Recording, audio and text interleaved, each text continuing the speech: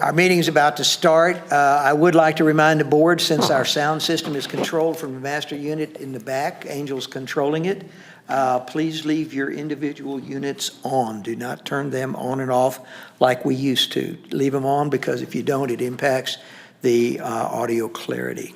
Any questions? If not, I'd like to welcome everyone who has taken the time to be with us this evening, for those of you in the chamber and those online. I now call to order the April 1st, 2021 regular Board of Aldermen meeting. Please join us in the Pledge of Allegiance. They got a flag.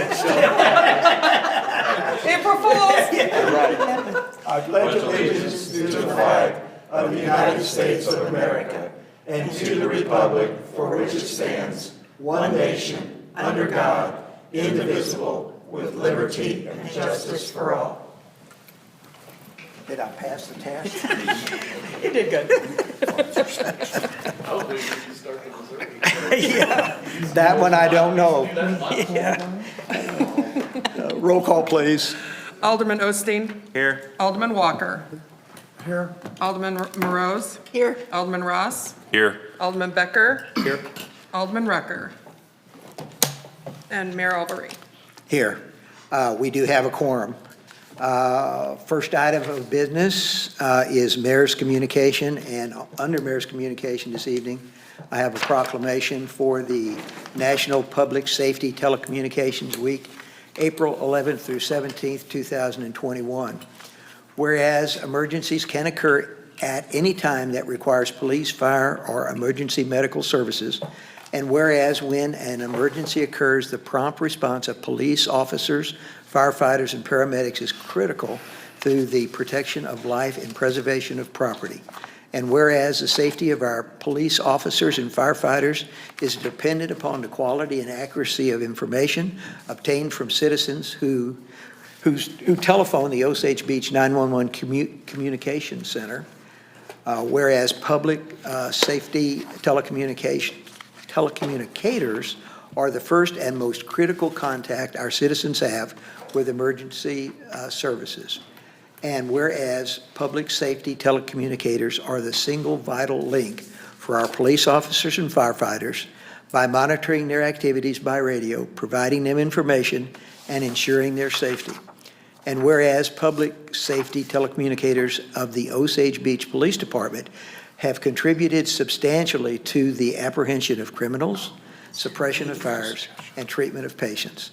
And whereas each dispatcher has exhibited compassion, understanding, and professionalism during the performance of their jobs in the past year. Now, therefore, I, John Aldermen, Mayor of the City of Osage Beach, Missouri, do hereby proclaim the week of April 11th through April 17th as National Public Safety Telecommunication Week in Osage Beach in honor of the men and women whose diligence and professionalism keep our citizens and city safe. In witness thereof, I have hereunto set my hand and have caused the seal of the City of Osage Beach, Missouri, to be affixed this first day of April 2021. All right, next item. Yes. Mayor, excuse me. Do you think maybe we ought to do the resolution for the trails since the couple is here instead of them waiting through the meeting? What we'll do is we will allow them to share if they would like under citizens communication. And then the resolution can be read, that would be fine. in its regular position. Okay, thank you. All right. Now for citizens communication. This is a time set aside on the agenda for citizens and visitors to address the mayor and board on any topic that is not a public hearing, and there is a public hearing on tonight's agenda. For those here in person, speakers will be restricted to 3 minutes unless otherwise permitted. Minutes may not be donated or transferred from one speaker to another. Visitors attending via online will be in listen-only mode. Any questions or comments for the mayor and board may be sent to the city clerk at tbetheren@osagebeach.org no later than 10 a.m. on the board meeting dates, which are the first and third Thursdays of each month.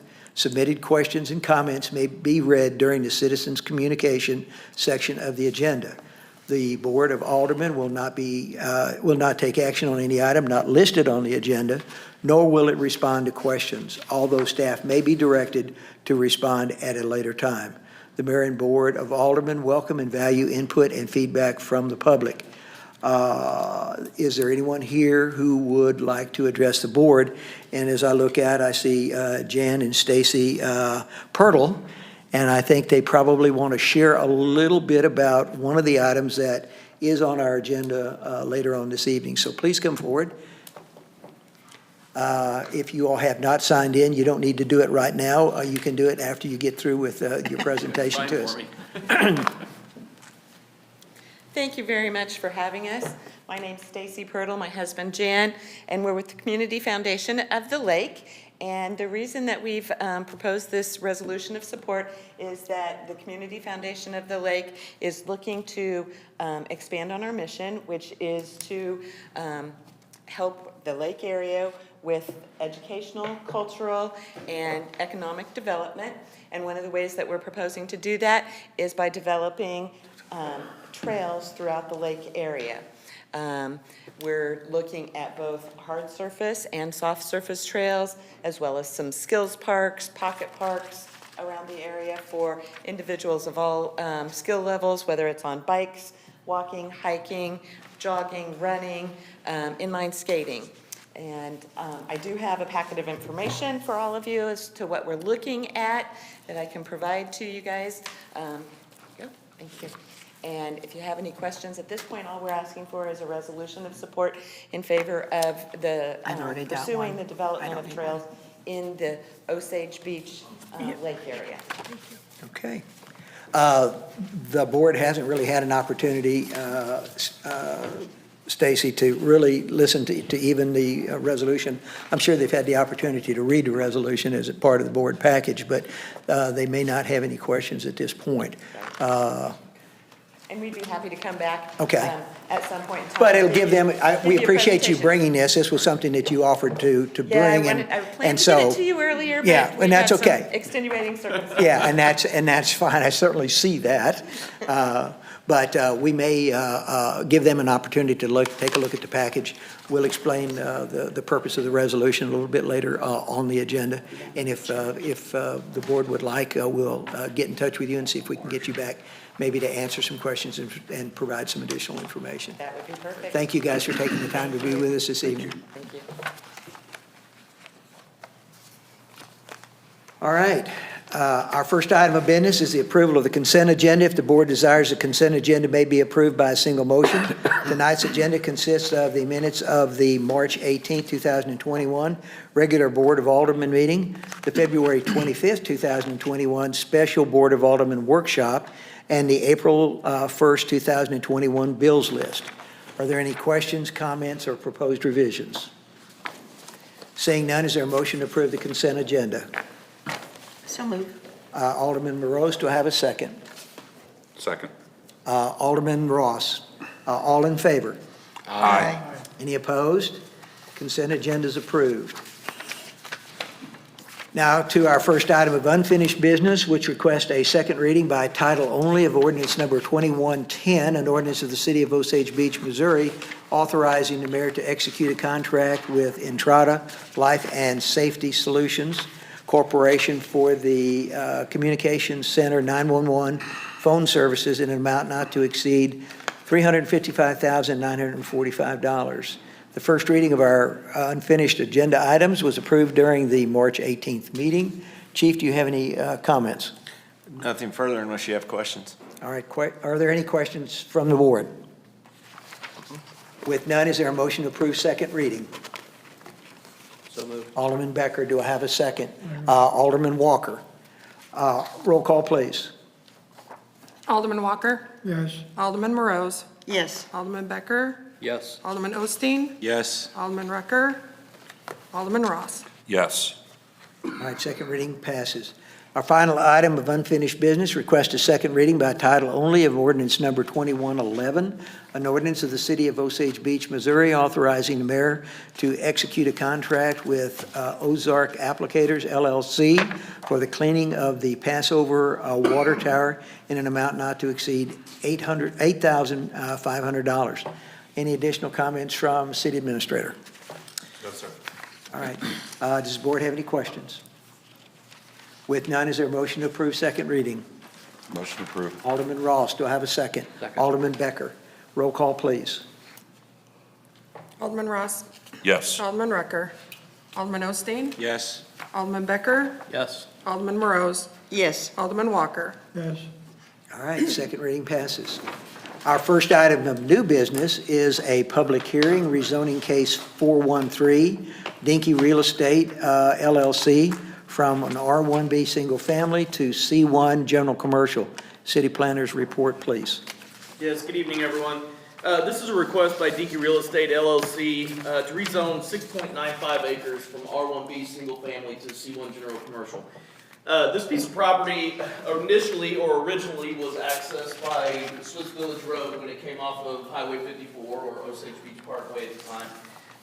Prior to the state coming through and buying the necessary right-of-way that they needed to build a new expressway and also build a relocation of Elterra Road, this piece was a piece of a larger tract that was zoned residential.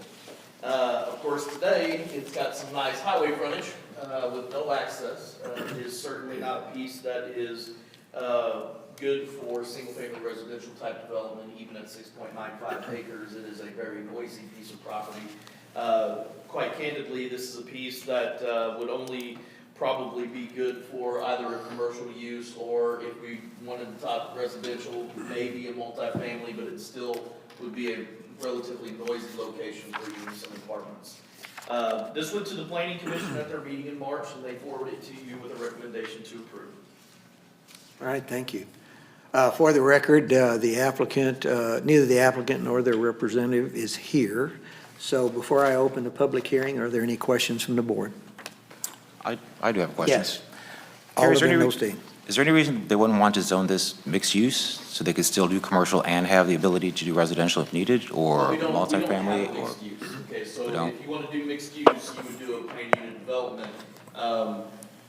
You know, what I will tell you, Bob, is that they already have a interest in this entire piece, for a commercial use. And so it's basically sold as it is right now. Okay. What I will tell you is, you know, obviously, the Dickey family, and the real estate holdings own a lot of property in that area.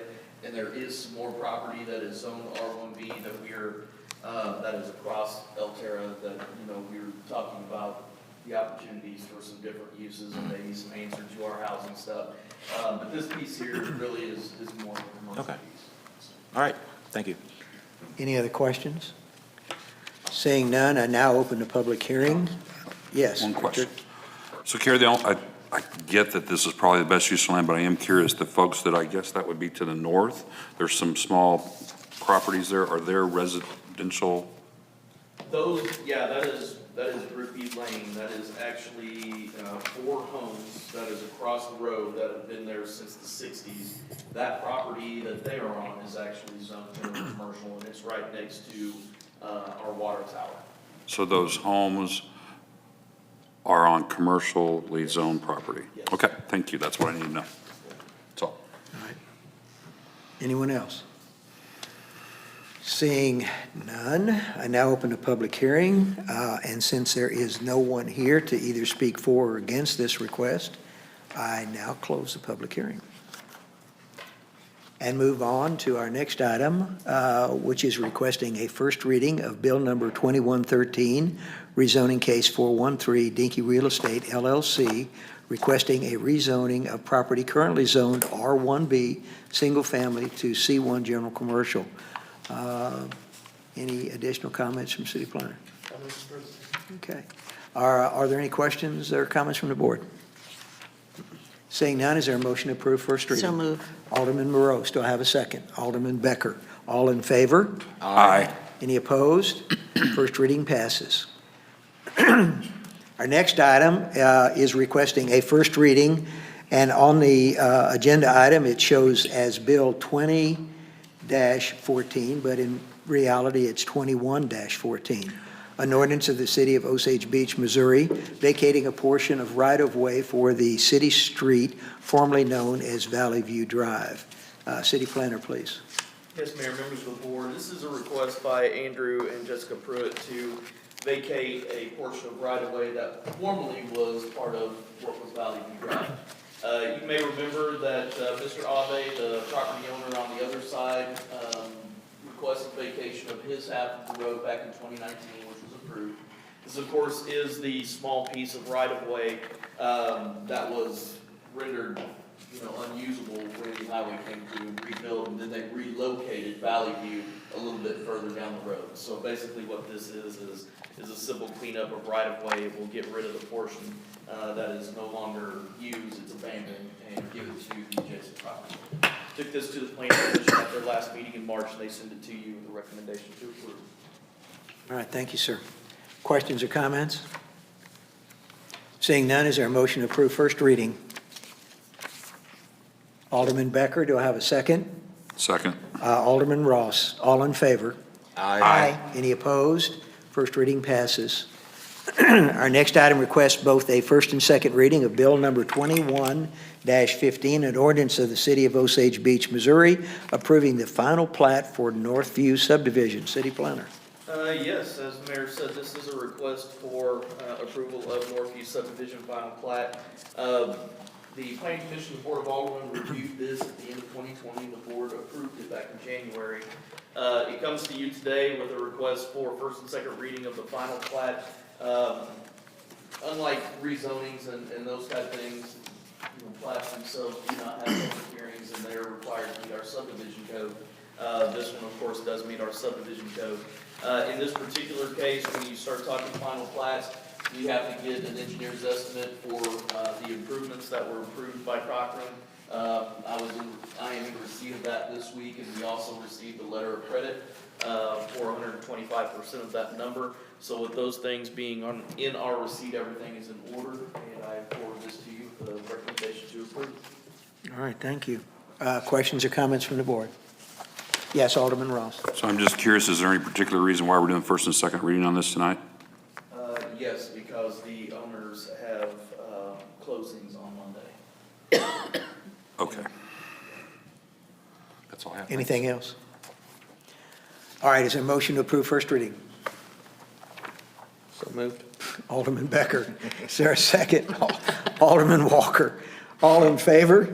Aye. Any opposed? First reading passes. Second reading by title only of ordinance number 2115, an ordinance of the City of Osage Beach, Missouri, approving the final plat of Northview subdivision in Osage Beach, Camden County, Missouri.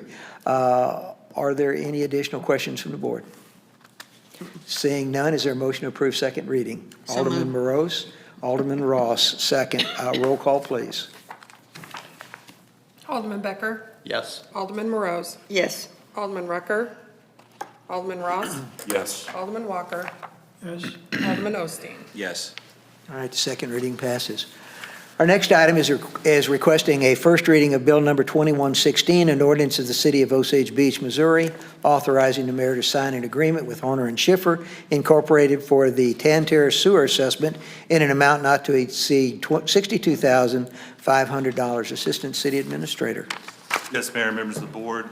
As you know, last year, the city applied for a clean water engineering reports grant called a SKEET grant, and we were approved for that grant. In November, we went out, we published an RFQ for these engineering services. We received 9 proposals. The evaluation team did pick Horner and Schifrin as the choice to do this work.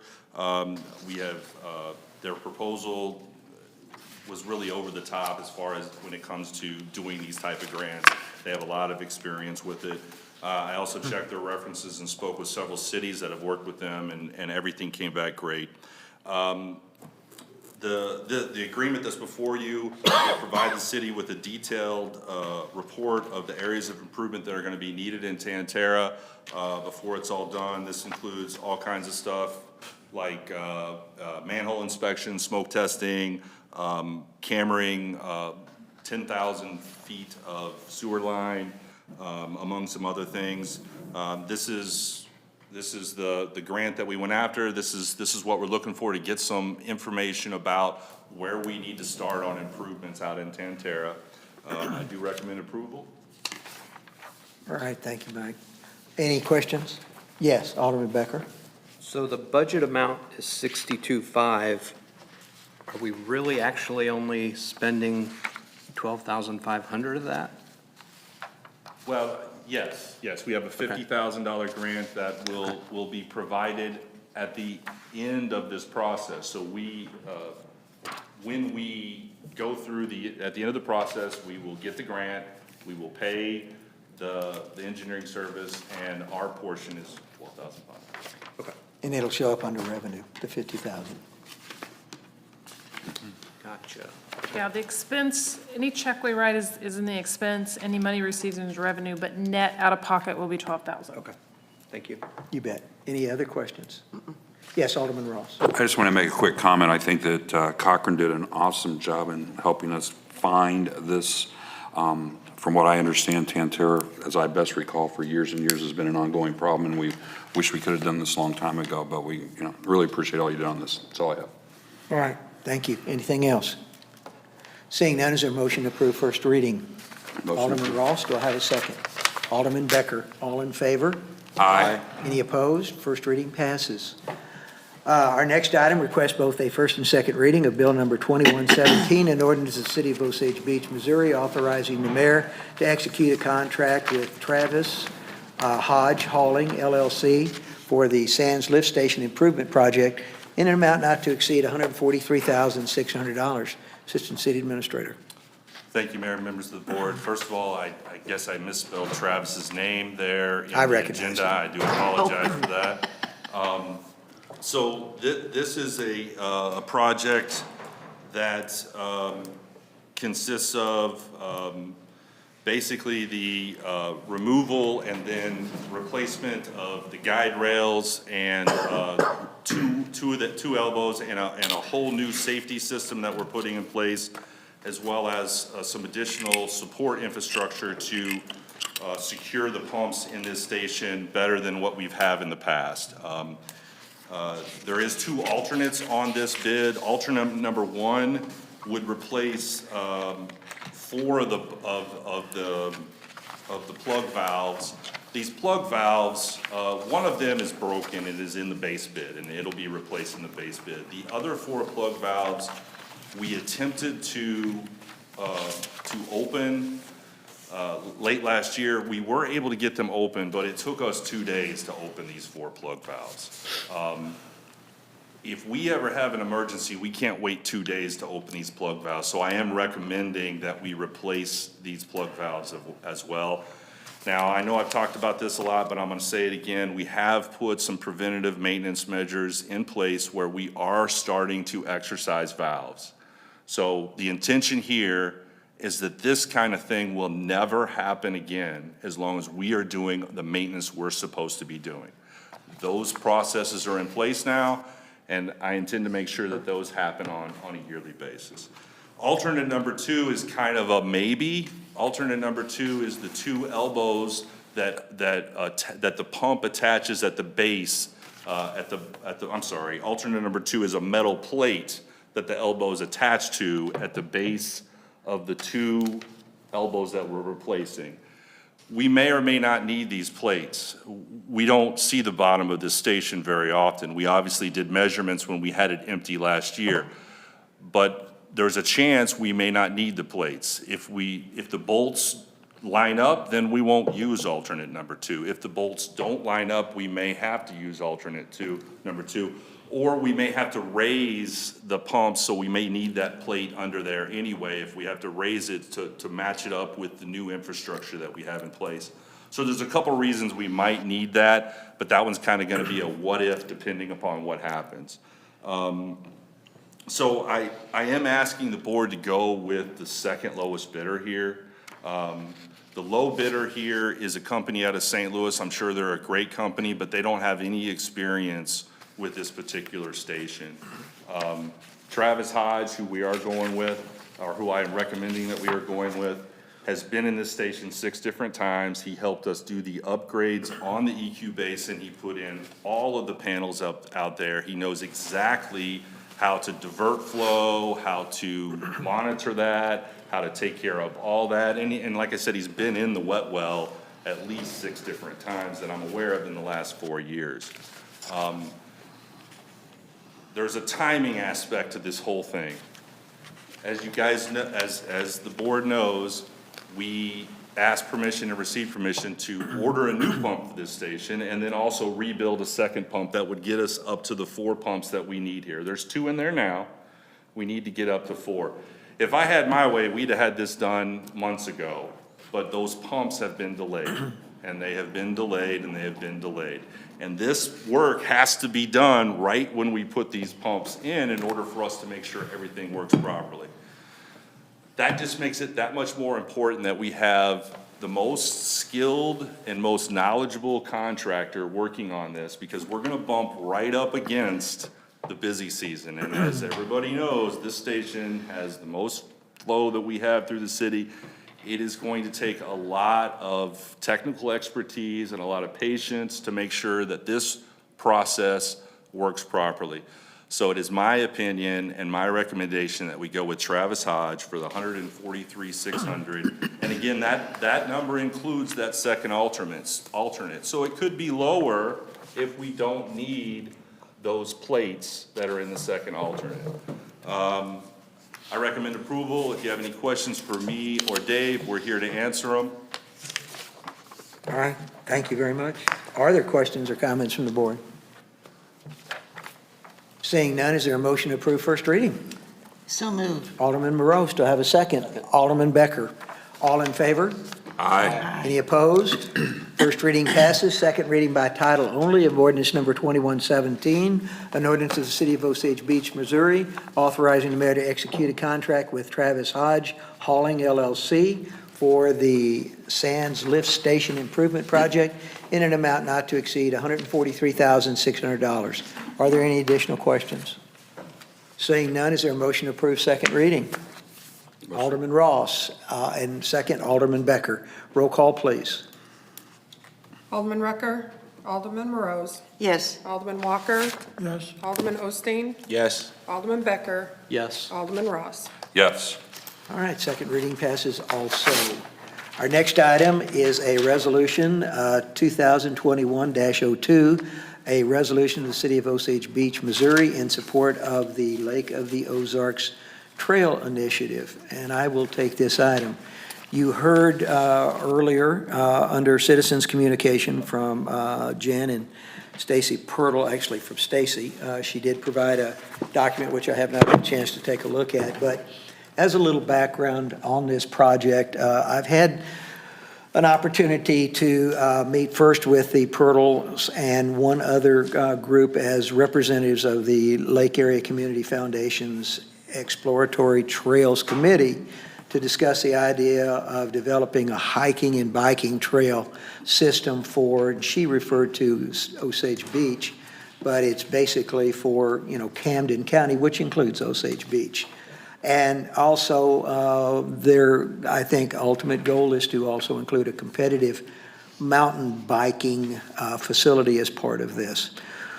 While the planning is in a very embryonic stage, the committee has requested a resolution of support from our city, and also they met with Camden County Commissioners for the same type of resolution. They feel these resolutions could benefit their efforts as they attempt to acquire potential grants. So that's why I bring this resolution to you this evening. And let me read the resolution. Well, actually, I don't need to read the resolution, do I? No, I don't need to read the resolution. You all have it, and I'm sure you all have probably read it. So save a little time and my voice, and so let's back up and ask if there are any questions or comments. Seeing none, is there a motion to approve the resolution? Yes, I'm sorry, Alderman Ross? I guess as I glance through this, and I know that it's new to us, is there a vision that we might have a trail all the way around the lake or something? I'm not sure I understand what their vision is here. Well, And I'm not sure they know what, that they've got that far either, so well, and I think that's kind of it, and that's why when I said they're in a very embryonic Okay. state. The first meeting I had dealt with a location within the city very specifically, and that's all I heard, okay? The second time I met, with the Pirtles and one of the commissioners from Camden County, and one other individual who was part of the first meeting, their vision had changed. So I guess that's kind of what we're looking at. But I do get the impression that ultimately they would like to see some type of trail, throughout Camden County, okay? Now, that considers both sides of the lake. And, I've asked a lot of questions. Some of those questions just can't be answered right now, like, where do you plan on putting this trail? If you're going to connect, how are you going to do that? And are you looking to use some of our roadways to create special bike paths as part of, our highway system? All of these are questions that have not been answered yet. But what they're hoping for is that the resolution will give them a little oomph as they move forward, in their applications for some type of, funding so that they can continue to move forward. They have a lot of work ahead of them. There's been some initial conversation with the state, and while the state has shown some interest, we attempted to deal with the state a few years back as we looked at putting a trail through our park over to Highway 42 that would connect with the schools and also connect with our park over on 42. And we ran into a lot of headwind, okay? So, we've agreed to share some of that data, with them, which we, will do, in addition to anything else that we can do to help, support them as they start working with the state or, to try to be a partner with them as they move forward. Does that answer your That question? helps. As best I understand. can, Richard. Thanks. Okay. Are there any other questions? Seeing none, is there a motion to approve the resolution? Motion to Alderman Ross and second, Alderman Walker. All in favor? Aye. Any opposed? The resolution is approved. Our next item is a discussion regarding economic development and available marketing data as requested by Alderman Becker. So Alderman Becker, we'll kick this to you. I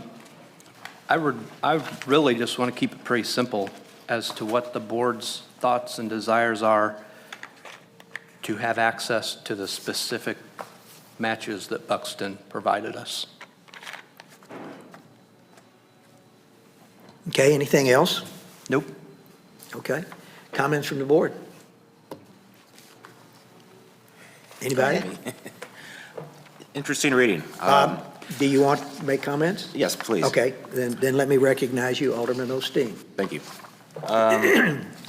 Interesting data. I thought it was very interesting that all the top 5 segment groups, and none of them are the demographic 31 to 50 represented.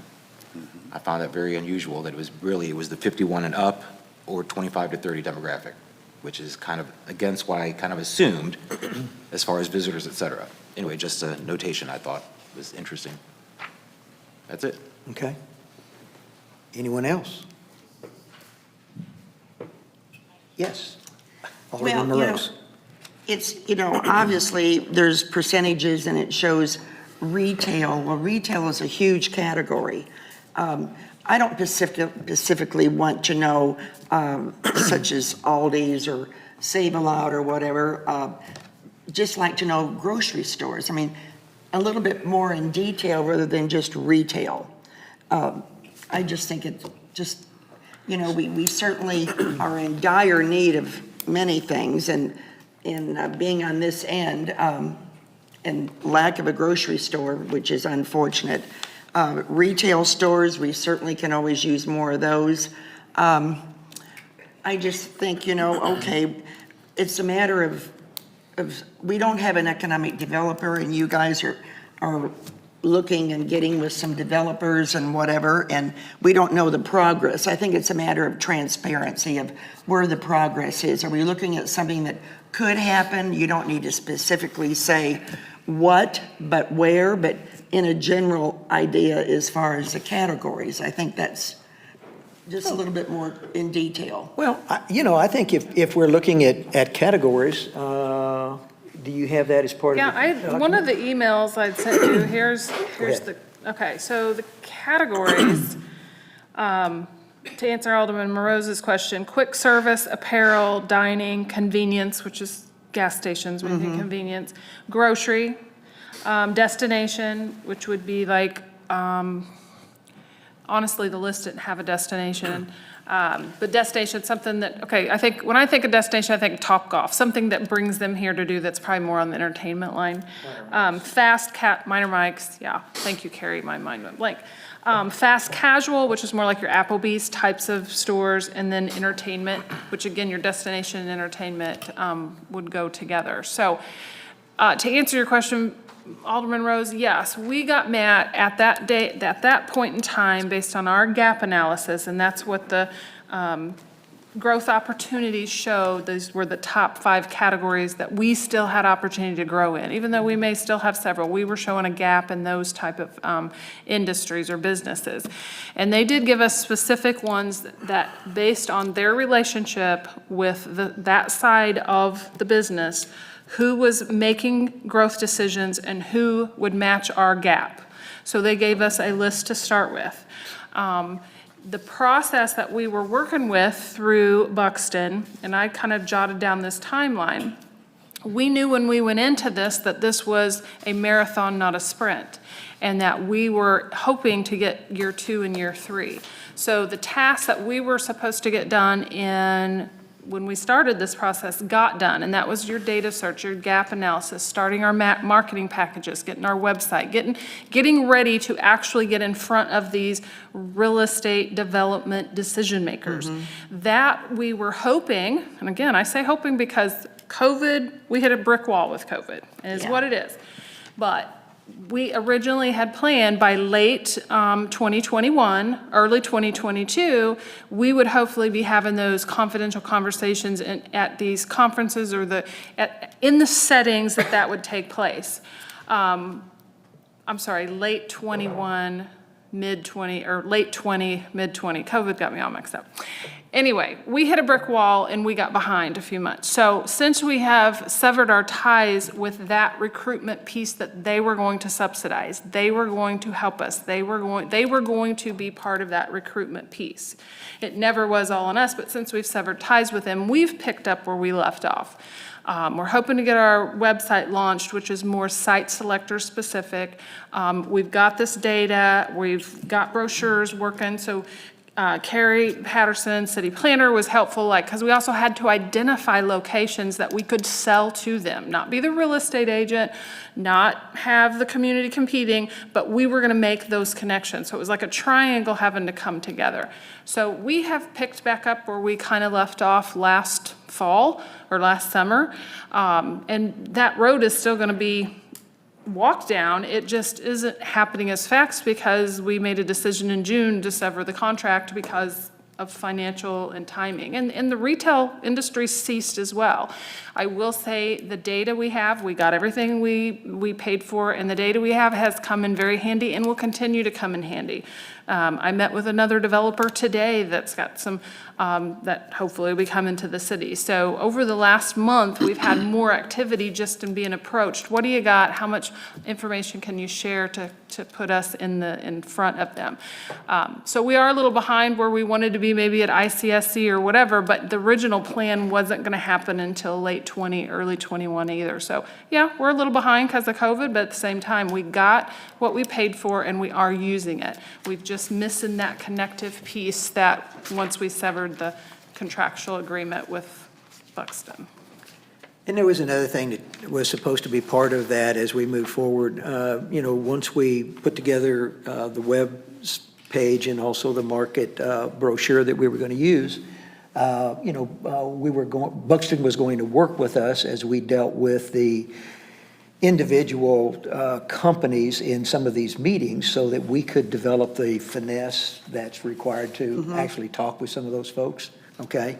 Some of the potential, folks, that might be interested in the area. But their list was just more of a, here's some of the, potential folks that, might fit into, your market needs, okay? There was no guarantee on any of those.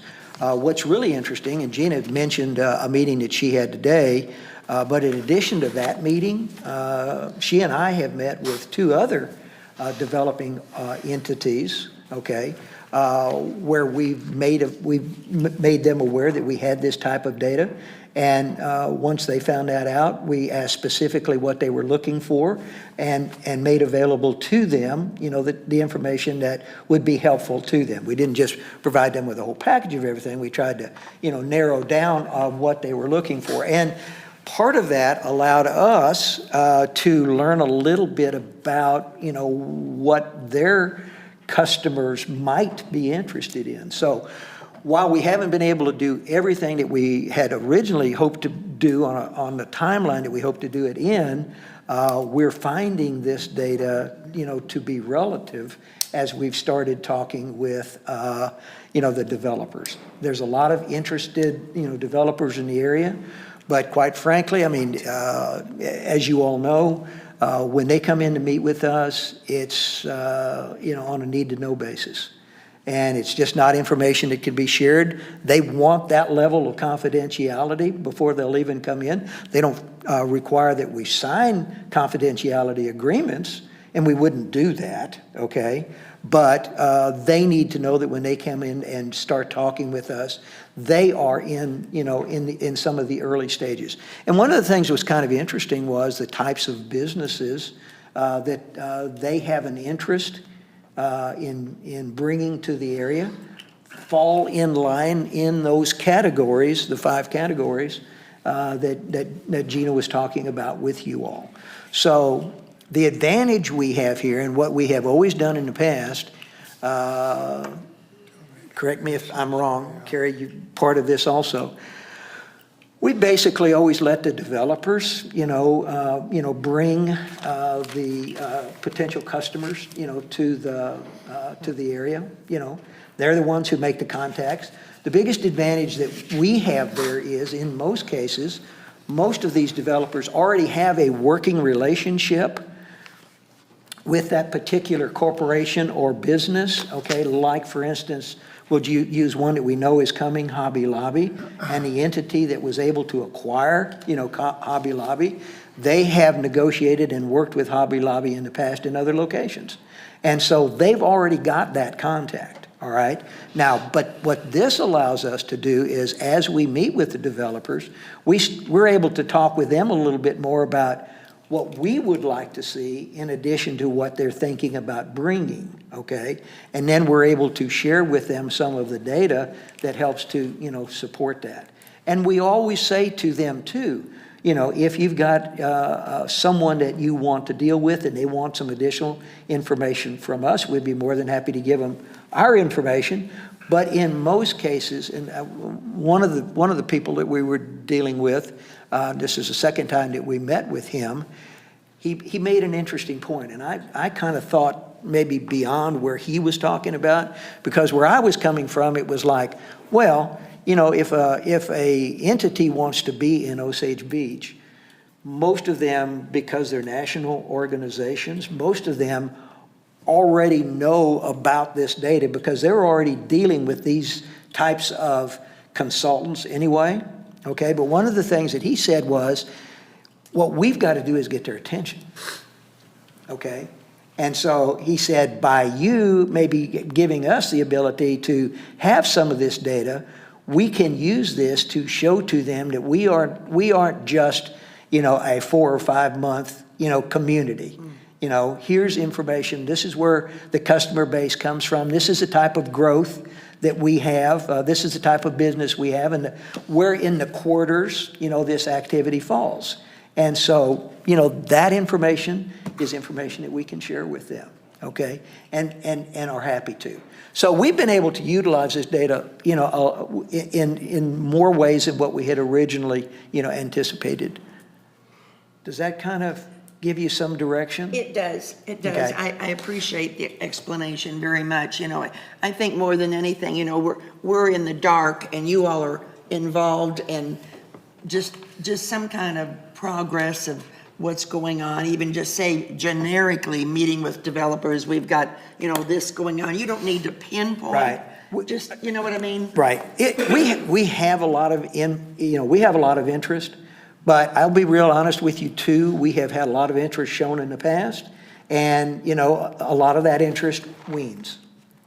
Yeah, Okay. sure. So that's why I feel very good about our staff's ability to interact with any of these developers as they come in. We make them available as they have a need.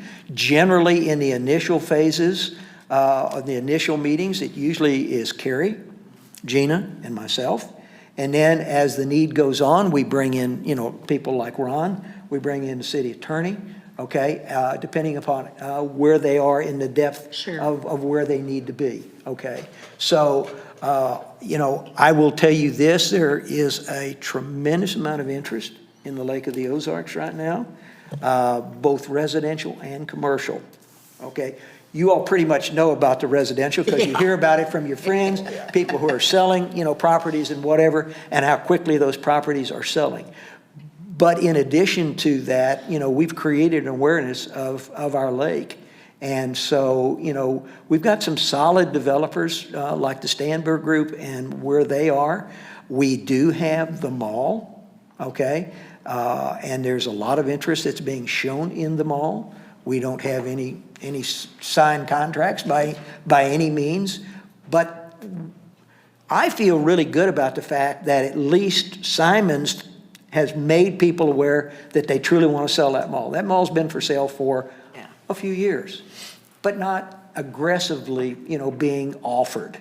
And now that it's aggressively being offered, I've tried to stay in touch with the local realtor who's handling that and try to get a feel from him on what's going on. So, they're getting interest shown, and it's a lot of different interest. They haven't gotten to the point where they've come to us and asked questions. But again, what I've offered to them is, if you have any general ideas, if you have any concepts that you want to run by us, if you want to, because of the size of that property, if you all feel there's a need for us to be involved or to consider doing some type of, public assistance, tell us what you're looking at, tell us what you're looking for, and tell us what your initial plans are, and we can get involved with you there. Very good. Tyler? So if I understand correctly, Buxton was kind of our middleman in connection to the enterprise that comes to town. Do we have a plan to replace that since we are no longer in partnership with them, or? Well, yes and no. The first part of that question is yes, for that particular contract, that was the proposal we worked out, knowing that we didn't have, full-time, it's something new we knew we were doing. They were going to help parallel. I wouldn't say it was like all on them. They were going to let us lead because we were going to also take advantage of their connections and their relationship and their knowledge on the business side as well. So they were also a resource of knowledge. They already have built these relationships with their core group of corporate levels that they work with. So it was also going to be an advantage to us. We didn't have to go out and recreate those relationships. They also had those connections. So it was also just as much as a resource as it was augmenting time. I remember the gentleman that come and spoke to you guys several times. He said, Gina wants to put 20 hours in, 10 hours, or 50 hours a week. That's up to her. But I'm here to help parallel plus bring those relationships to the table. So with them gone, we're working with maybe another option that I'm hoping to bring to the board sooner than later if we can get it formulated. That might be a good step off from this for us until we make other permanent decisions. And that's something similar that regionally with LORDAC in conjunction with City of Lake Ozark, Camdenton, Eldon, and Versailles that we're kind of working on. It's moving very fast, so I don't have any more details to you. That also would be a good segue out of this data and a way for us to keep this data up to date, because that's another question that I received from one of the developers. What's your plan to keep this up to date? Because this data literally was delivered to our doorstep the week COVID hit.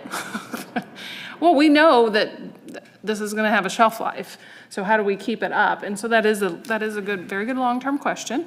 So, and I think I have some options, and obviously it'll be a conversation coming up. I don't have definitive answers for you right now, but.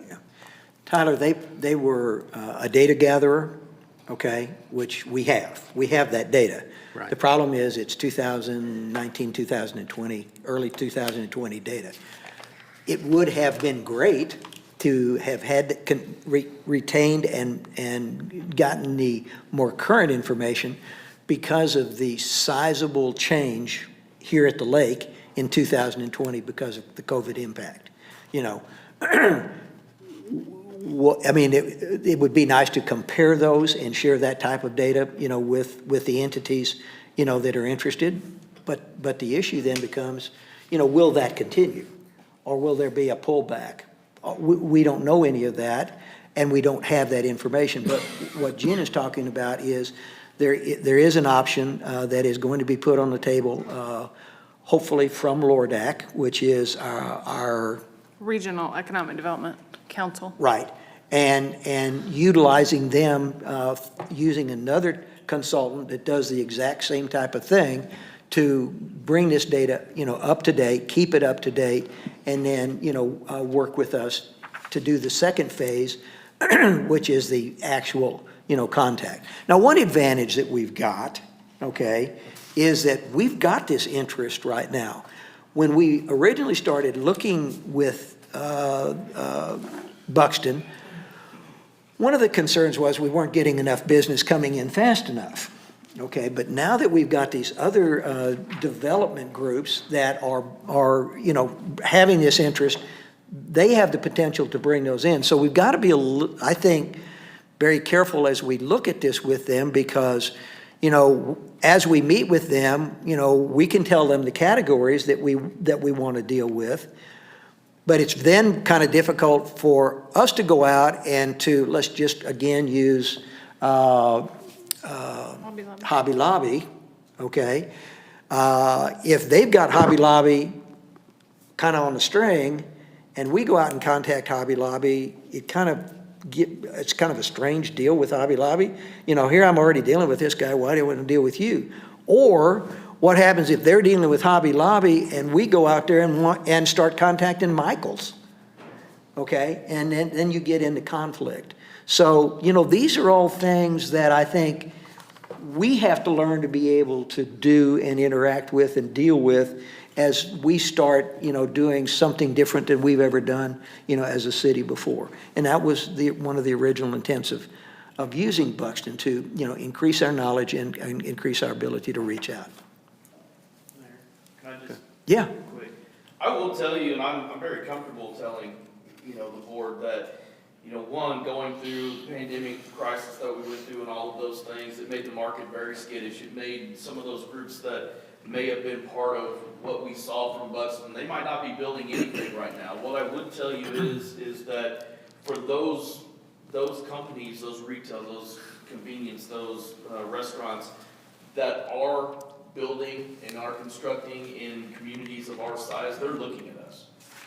And, you know, what the mayor said earlier about, you know, them wanting to keep things quiet, it is, I can tell you, Phyllis, they'll call me and I'll give them answers based on a use group only, because they won't tell me who and what and why as far as I can name. So, you know, when they call me, I have a restaurant that's gonna have 200 seats, that, you know, how much parking do I need, what kind of plans do we need, you know, those things. But I can tell you, and you can already see, you know, by way of building permits that we've done, you know, the Scooters Coffee, they're building, you know, well, they're Open. Sage Beach, Macadoodles, they're building, they've Where's got. Macadoodles? It's a convenience store. convenience. Convenience. It's a, Gas, it's a liquor. liquor store, gas Gas station station. concept. It's a new concept. By By McDonald's. McDonald's. That's where they plan to go. Have they signed a contract on the Where, on the Carrie? property yet? Do you know? We've got their building. We've got their building plans, okay, for us to look at, and we're working with them. So they plan on going right next to McDonald's down at KK, on that lot there. McDonald's and McDonald's. Yeah, we're Okay. gonna call them the Big M's. That's funny. So, I guess what I'm saying is one, we do have some very aggressive private groups in town that are hitting every one of the groups that are building in communities of our type. They're hitting them all, and we're getting interest. That's good. One thing that we It do is. know is that we've always a little bit been misrepresented by our numbers. They don't tell our story. And it's a lot of times until you get those groups and they come to town, and they're like, whoo, they had no idea. And there is some of that. Now we've got a lot more franchises and they can look at their numbers and, the market data and everything that groups like Steinberg put together are pretty impressive as well, so. That's encouraging. Osage Beach and the Lake of the Ozarks is a hot commodity right now it doesn't matter what, residential, commercial, we're a hot commodity, so. And it's not just for us. I mean, there's been some action up in Camden. We've got some new businesses that have gone in up there. You've got some new businesses that are going in and are planned for Lake Ozark. And all of those are good for the lake area, which we all have to grow, and we all have to see that growth if we're all going to benefit from it. And we do benefit, even though we may not have the full benefit, there is a side benefit that does come to us. Thank you. You're welcome. Are there any other questions on this comment, on this issue, excuse me? Yes, Richard? So I think everything that's been said has been highly valuable. I think the information, like Bob said, that has been presented is great, but I think there's one question that's still missing, and I don't want to speak for Tyler, but my impression is that was one of the this is one of the reasons that this was brought forward, and that is that if the board would like to, if one of the members of the board would like to see the targeted businesses, they should be able to do so, and that hasn't been the case. And I understand it's the elephant in the room, but let's just talk about it. I don't see why not. I understand that there's some, quote, proprietary concerns there. The citizens of and visitors of Osage Beach paid good tax money to hire Buxton at the end of the day. We made the decision, but it was through their money. And we got value. But we as a board have not been allowed to see all of the information that was provided. And if the board thinks that that's the best approach, I'm good with that. I personally don't believe that's the best approach. That's been said in some other meetings. And I would like to get the board's opinion on whether one of the board members would like to have that list of 15 or 20 or whatever it was, as to whether or not they should have that. Well, the impression that I got from two aldermen already this evening, and maybe I misread what I heard, but, from Phyllis and also from Tyler, that, they were interested in the categories and not the specific businesses. So, yes, Tyler? My intention was the specific businesses, but since the consensus is obvious, I seem to be the only one that, You're not the only one. well, I'm okay either way, whatever the consensus of the board is. If they want to know those specific matches, that's great. If not, I can live with that too. But I just wanted to bring this up. Sure. Get it What out do in you, the Richard, what do you want to do with the information? What value is it to you? I think from an accountability standpoint to residents, that if we spend money for certain informations to be developed, that we are not being allowed access to, I think that's a problem in general, okay? I do believe that with that request, if one of the Board of Aldermen were to come to, whether it's you or Gina or whoever's the appropriate person that holds that information right now, and it was to be released to them, I think that they should handle that with the proper care and the responsibility that, that kind of information should be handled with, okay? I think this is a principle as much as it is anything. I don't understand why there is such a huge hesitancy for the information to be shared. And I don't know exactly what everyone else's opinion is. At the end of the day, I don't know that I'd even ask, but I'd like to know that I could get the information if I thought there was value in me having it, okay? I believe that any of these board members, if they were to come into Gina's office or whoever's holding this information and request it, I believe they would handle that with great, discretion, okay? We're all a team here, and hopefully we can trust, and if they can't handle it with great discretion, they can be held accountable as such. So I don't understand why that's a concern. So with that, that's my thoughts. I think the best way to solve this, although whenever everybody's done talking, there's probably a better time than right now possibly, but I think there should be a positive motion, and see if it gets a second and see what the vote is. Okay. Can I answer to the hesitancy? Because it's me that it's the hesitancy. It is your data. It is your information. Best practices in economic development teach us confidentiality and privacy with businesses. At the end of the day, all I can do is tell you that's the best practice. This is why it works. If your direction is something for me to do different, I will do that. It is your list. But the reason it's best practices, it protects the internal business proprietary. It protects the confidentiality and the real estate pricing and purchasing process. You don't want unfair price increases in the community. You don't want neighboring competition. And it's not just on our end or the ones that want to recruit, but it's also very important to the companies that are on the other end of those conversations, whether we're cold calling or we're working with relationships. And I will tell you, we did not get to the point with Buxton where I signed any kind of confidentiality agreement, because at some point with companies you will, and they will ask you to. I'm not under any of those. It is your data. You want that list? I will be glad to. All I can do is tell you why these are best practices, why economic developers all around the country work like this. If you want me to work differently, all you have to do is tell me. Tell me as a board, I will, that's all I can do. So it is your data, it's your list, but there are specific reasons that's the practice. So you want me to work under different practice?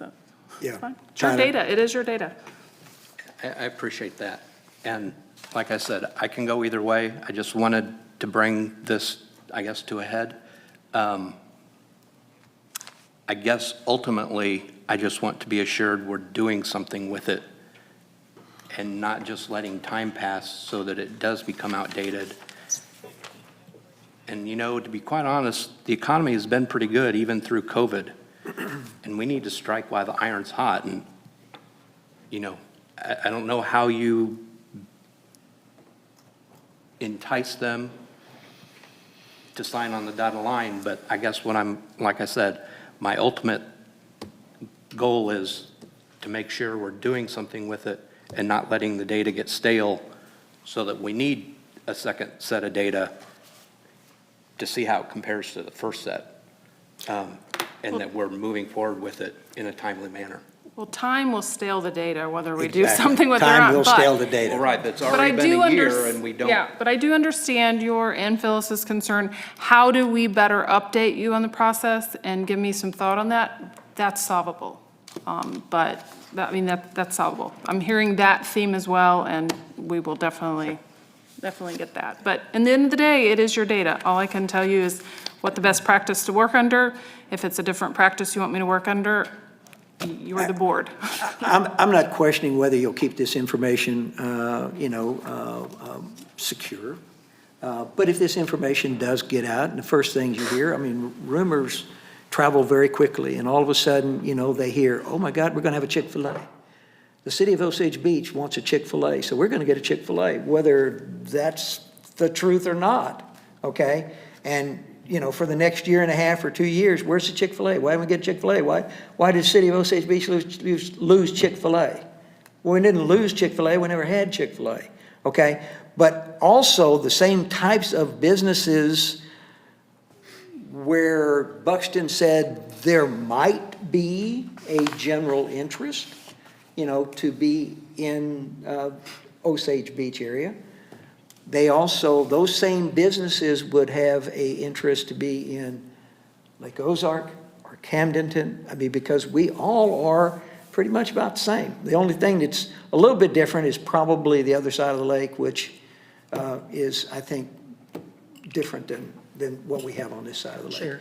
And it's not derogatory, it was not said derogatorily, it's just kind of the fact of life. But it's up to you all. If you all want it, yeah, Phyllis, if you all want to take a vote tonight and say you want the information, you got it. Yes. Well, I would just like to clarify, it's, when I said categories, and again, I didn't particularly say, I want to know exactly who. It's a matter of a grocery store or retail in Osage Beach. I mean, when residents come to me, and I know a lot of other people on the board, what's happening? I know they did that study. Well, gee, I don't know. I haven't heard. I mean, I just feel like as far as I know, COVID played a huge part. But after many months of Buxton being done and said, we didn't know the progress. And now tonight, we're starting to learn of the progress of more interest in developers and whatever, and looking to possibly, do something about it. But I think it's just transparency, just what's happening. We spent all this money, and what's the progress? If the board, I mean, that's just, I don't care specifics. I just would just like to know where we are. Okay. And I appreciate the explanation. Sure. Would somebody like to make a motion? Or tell me what you want. Alderman Ross. I'd like to make a motion that if any alderman individually would like to look at the entire set of information that was provided by Buxton, they should be able to view that upon request. Okay, I'll second that. All right. Any further questions, discussion? All in favor? Roll call, please. Okay. Alderman Walker, Yes. Alderman, Alderman Becker, Yes. Alderman Ross, Yes. Alderman Morose, Yes. Alderman Osteen, Yes. Alderman Rucker. All right. Motion passes. We move on to the next item on the agenda, a discussion on nuisance abatement post-disaster, as requested by Alderman Morose. Alderman Morose. Thank you. First, I want to thank Ron for coming tonight. This involves something that has been really, really on my mind since, I would say, December. As we know, Kings Plaza was hit hard by a tornado. In fact, November the 14th. And from that point on, I know I haven't been the only one. Many, many drivers go by there, and it has been an ungodly sight, as we know from the destruction. Even a couch sitting out there and some old boxes, and the roof caved in and whatever. Well, so where are we at? Well, we have an ordinance in place of dangerous buildings. There was absolutely never any tape put up, which probably would have gotten down anyway, no barricades, something to keep people out. And it concerned me greatly to think, there's always kids running around. There's liability.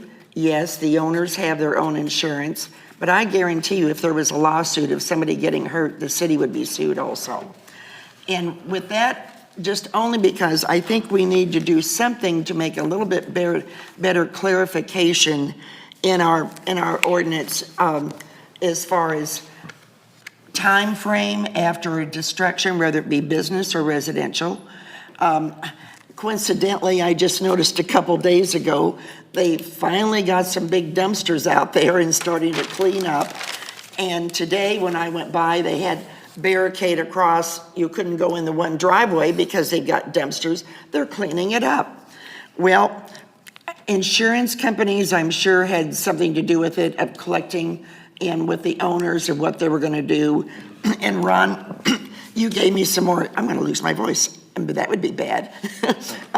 Just a little bit more clarification, but I just think that we need a better time frame and a better approach when there's a horrible destruction like there was, to just keep it look better. Already today it looked better with even the fencing up and some of the garbage was taken out. It looked like it was a landfill for 4 months. And I was very, very embarrassed by the fact that our city, well, just embarrassed. Other comments? Yes, Alderman. I don't necessarily disagree, but other than the city going in with a big bulldozer, what can the city do? I mean, what's enforcement? How does that, what Tyler, authority do we have?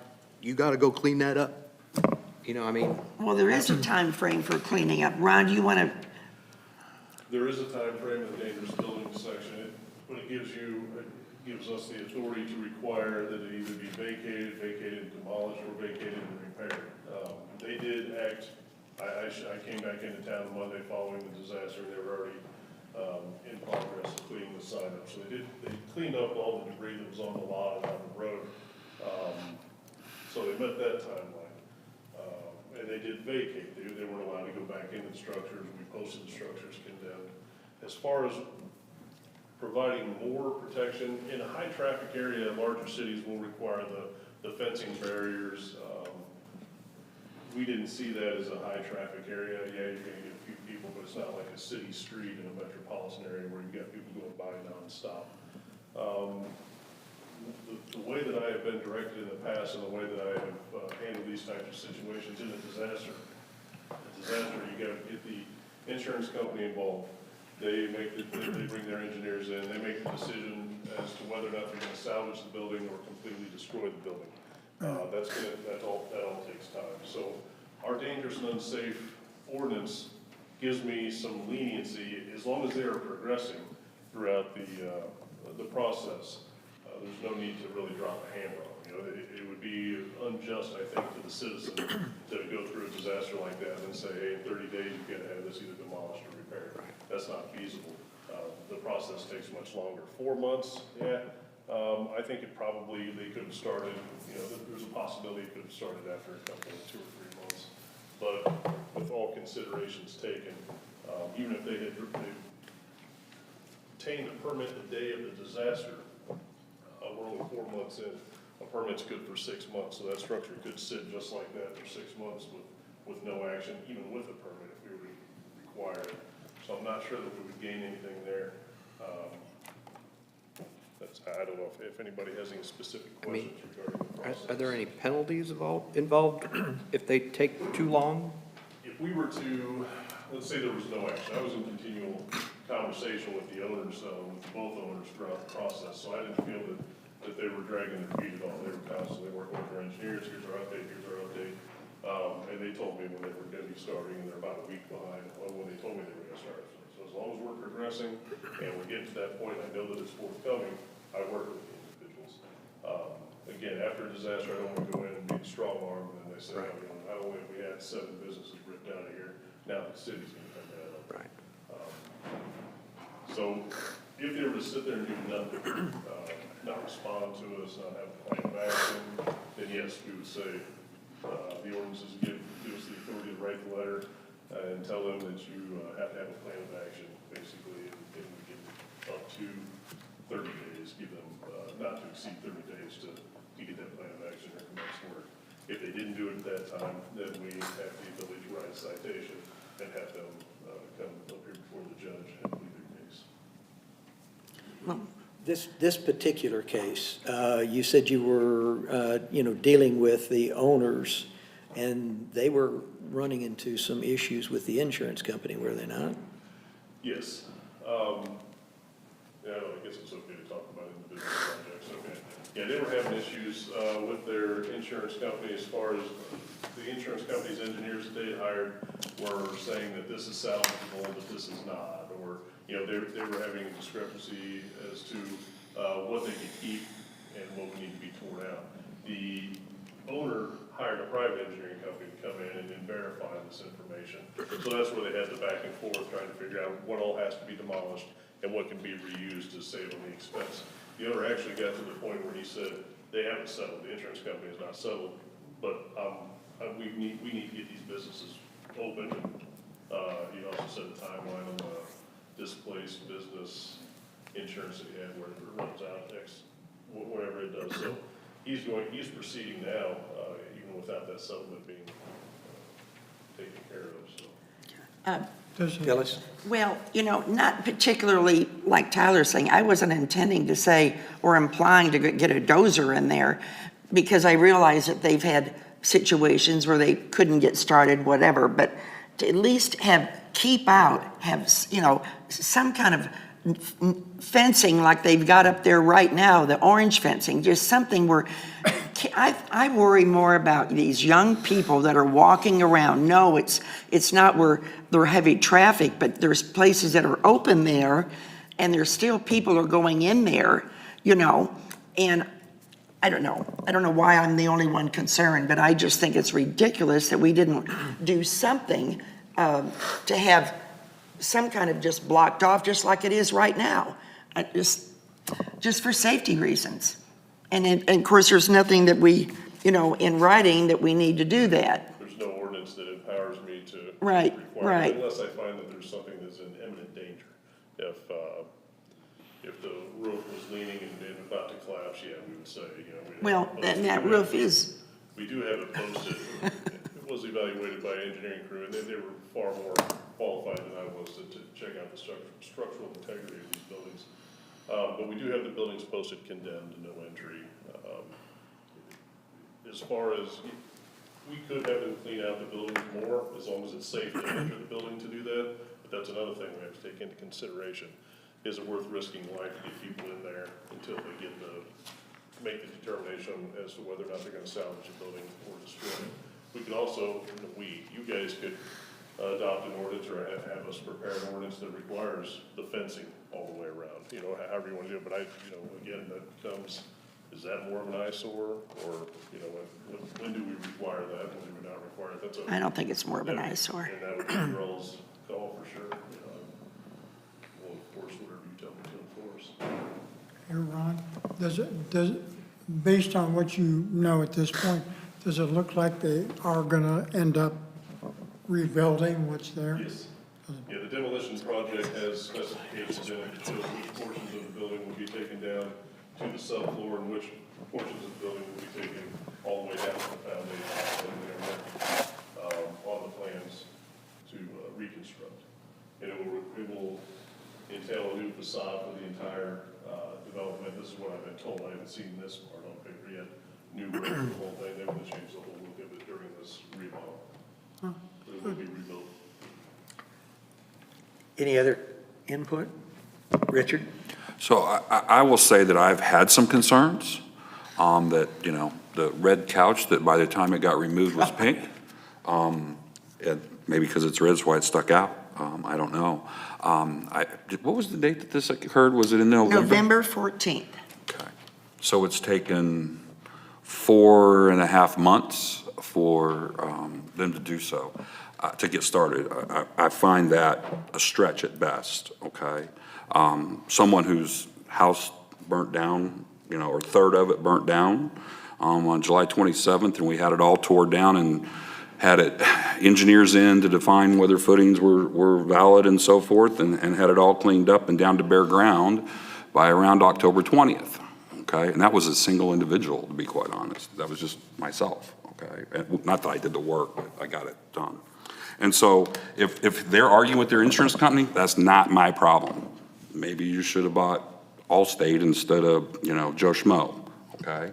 And so I think that I don't know whether or not that I have any suggestions on how to improve this, okay? As I've kind of went back to the ordinance that you sent out, Phyllis, I glanced through it, there's a 30-day timeline, but I think what I'm hearing you say is I think 30 days is too quick. You can't, and I'm not sure that I'm associating 30 days with what we're talking about here, because I haven't looked at it close enough and completely read the whole thing. I'll just say that I think that that we could have, and I don't think anybody did anything wrong, okay? But I think we could have pushed them to have that more clean. And if we couldn't by ordinance or we don't have the statutory authority to do so, you don't have the statutory authority to do so, I'd be glad to help figure out how to do so, okay? Because I'll be quite honest with you, I just don't think that, and I don't know this owner, and maybe it's easier to round down when you don't know people, I get that. But I just don't think that they were as aggressive as they could have been. And I'm not convinced their aggression, their level of aggressiveness towards this was reasonable. I have been in a situation where, you know, how would I, in another career, where I just kept kind of BSing the city so that I got the time because I couldn't get anybody else to make a decision in my company, okay? We weren't really doing anything. Nobody knew what to do. It was a unique situation, okay? It's a situation in Indiana that I come across one time. And that's great. And I appreciate the fact, Ron, that your approach is, hey, just work with me and I'll work with you. And that should be. But there comes a point in time, and if you feel that we've got the sufficient to do that, then I'll defer. But there comes a point in time where it's time to step up or step out, put up or shut up, for lack of a better term. And so I'm not convinced you have that kind of regular authority to do so. But if you do, then, you know, we don't have disasters like this very often. Live and learn, and the next one will be better. I'm good with that too. So those are my thoughts. Any other input? You know, and it's up to the board how you all want to proceed. I think there's, you know, certainly different ways. If we're talking about, you know, putting up, you know, orange protective device, that's fine. If we're talking about giving them 60 days to do something, or you know, we move in on them. I think one of the things, you're right, Richard made the statement, you know, we don't have a disaster like this that comes through very often. But if we're going to set these standards, who do we set them for? Do we set them just for our businesses? Do we set them for our businesses and our residences? And while Richard had an experience that he was able to move forward in 4 months, I had an experience where I took over a year and a half to have to rebuild my home, simply because of the inability to be able to negotiate, you know, with my insurance company. Now, maybe I should have bought something from Joe Schmo, but the reality is, and from what I understand in talking with several of the different builders that worked on my home, this is getting to be a common problem, you know, with insurance companies.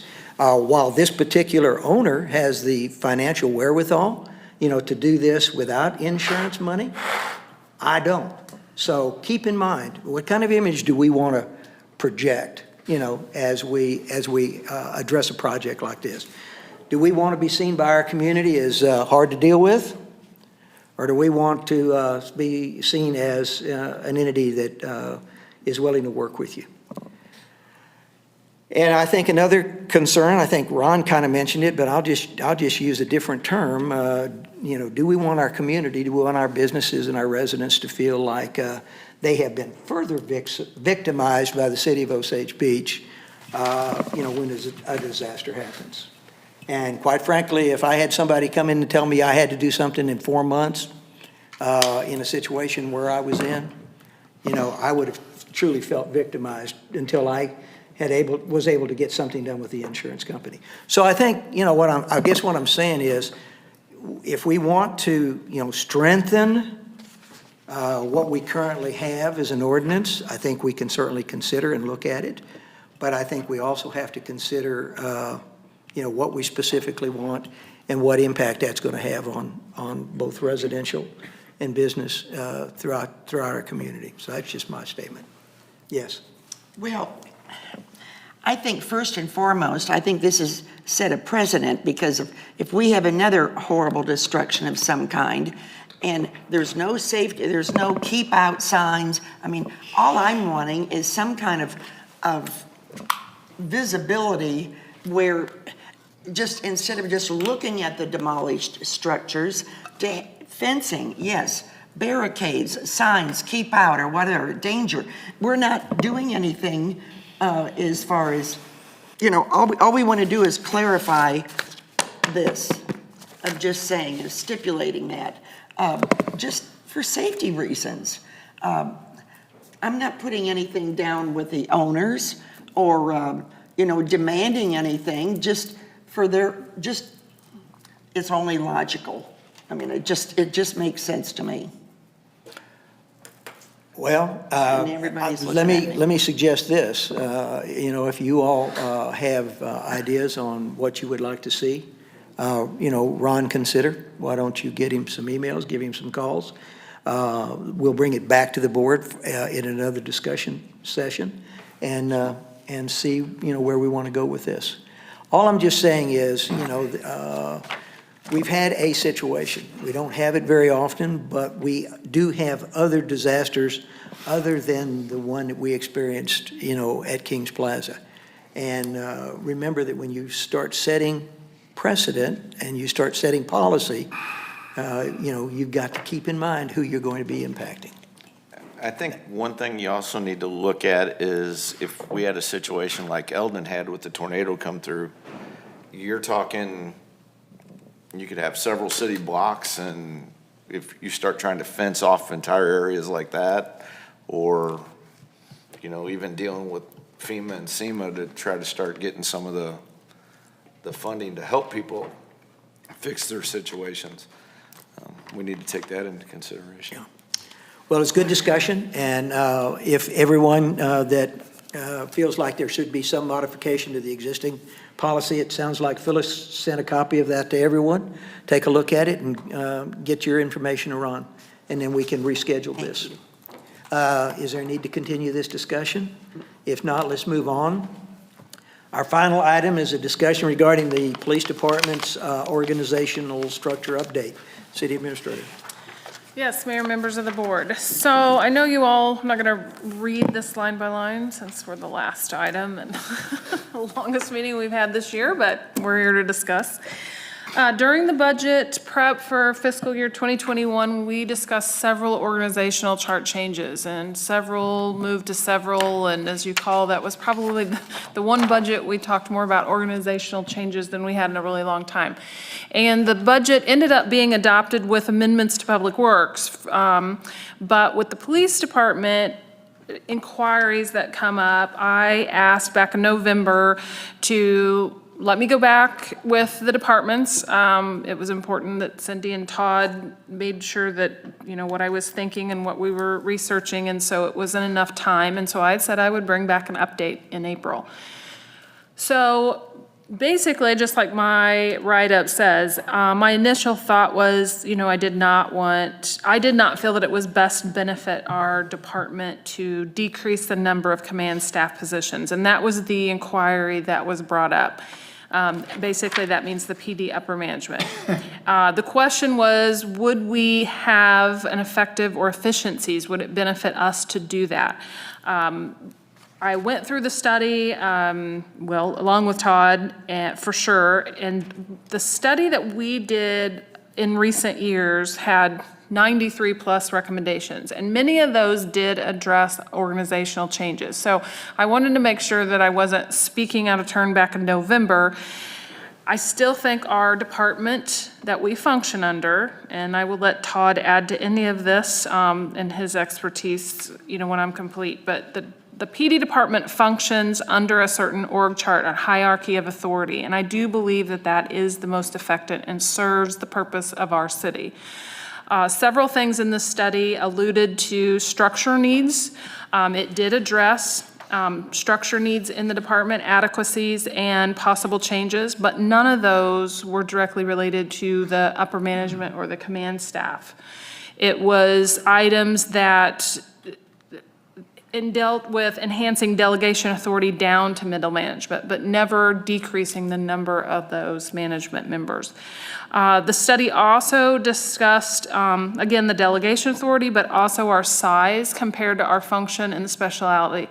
And when you talk about PD specialization, that depends on what kind of divisions they have, depending on what we deal with. If you're metropolitan area, you probably have more drug divisions and those kind of things. But based on our size, based on our community that we support, our size of our department was never questioned in that assessment.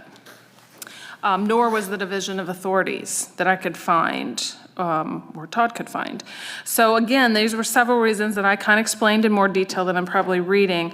I don't believe, basically, I don't believe our size needs to be changed. I think we need to continue, and many of the items that police study, Todd and his department have worked really hard on, even in the midst of COVID. They're almost done with many of those medial tasks. We've already done some organizational structural changes immediately when this study come out. So a lot of these things are still being worked on, and I think our size and structure supports it. But more importantly, we do have staffing vacancies. It's a trend all over the nation. It is not, we are not immune to that trend right now.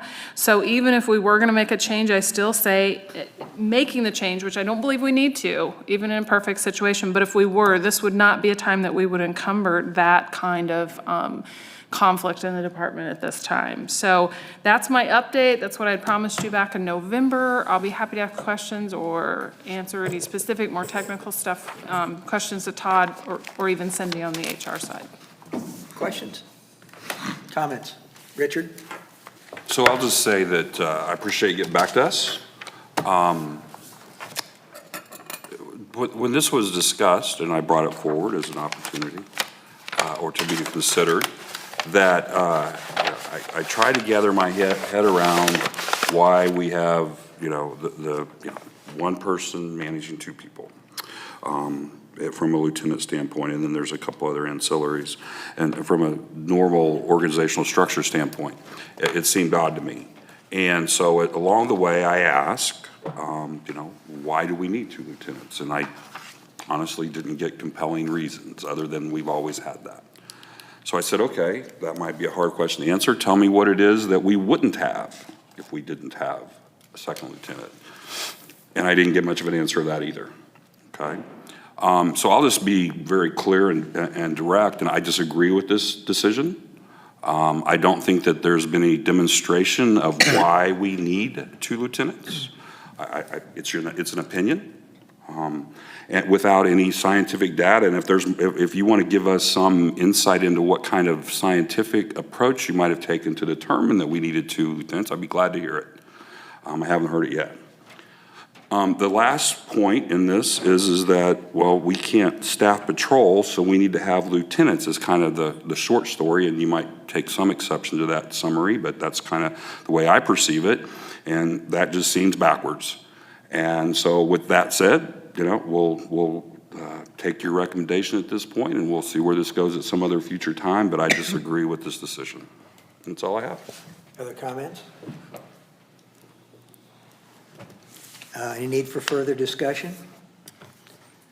Seeing none, let's move on to comments. We start with, communications. We start with communications from the Board of Aldermen. We start with Alderman Ross. So real quick, I just want to recognize Lloyd Dunham. I have, over the past couple of years, probably maybe a little longer, from time to time, bugged Public Works about the fact that people can make trench cuts in our nice, beautiful streets and put back something that's significantly less effective and higher quality, and quality-wise, than what was there before. In my mind, it's a privilege, for lack of a better term, that you get to tear our streets up. The least you could do is put them back as good or better than you found them. And Lloyd and I have talked, and I think there's still some work to be done, but we had a large opening for the Sacalaris Mansion, castle, if you will, down in our neighborhood. And I mean, it was a large cut. And I'm pretty sure, although I haven't verified this, that Lloyd worked very closely with the contractor, Report Concrete. And let me tell you, it is the smoothest transition I have seen in our city in, I can't remember. So nice work, Lloyd. And I really want to make sure, Mike, would you please make sure and let him know what nice work he did there. And that's all I have. Thank you. Alderman Morose. I have nothing. I think I talked enough tonight. We don't want you to lose your voice. Alderman Osteen. Please vote for Bob Osteen, Osage Beach Alderman, April 6th. Thank you. Bob, you're in my ward. Alderman Walker. we've had some discussions in the past about the extending the parkway from where the motorcycle Harley place is to over at the Valley Park Center or whatever it's called there. And my understanding at the time, we're talking a lot of money there, I think. My understanding at the time was one of the main reasons we wanted to do that was that so many veterans were having trouble getting access over there into that plaza where the VA clinic was. Well, now recently I've read a couple of articles and it sounds to me, and Ron, maybe you can help, but they're not just going to limit the amount of business that's done at the VA clinic over here. They're shutting it down, from what I understand, and the new VA clinic is going to be in Camden, the city of Camden. And I'm reading these articles and I'm thinking, well, what the hell are we spending all this money for? Well, You know, maybe those private owners should. Well, Tom, the road wasn't specifically being built for the Veterans Clinic. There's other businesses there. It's a safety, it's a partnership with MoDOT and the Osage Beach Special Road District to improve safety of all the visitors and patrons in that whole park. It's not, All yeah, the it's, in Tom, and it's out. just not that. It's I'm not also, against- it's also people that are slowing down to make a right in, and those people coming out to make a right out, some of the safety issues that MoDOT sees, you know, because of that. There is not an acceleration and deceleration lane, Right. and nor is there the ability to put something in for that.